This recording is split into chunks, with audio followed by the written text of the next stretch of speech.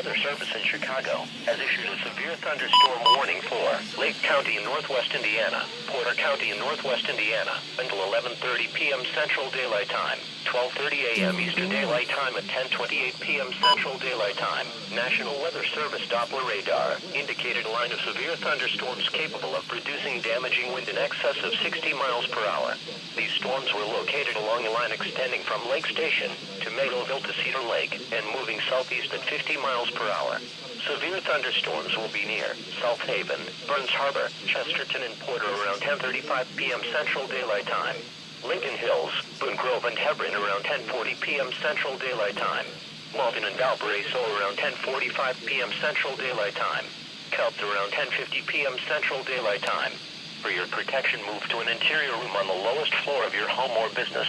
Repeating, a severe thunderstorm warning has been issued until 11:30 p.m. Central Daylight Time for the following county: Porter County, Indiana.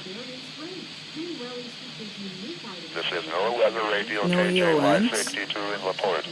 That was a Serving northwest fail. Indiana and southwest lower Michigan.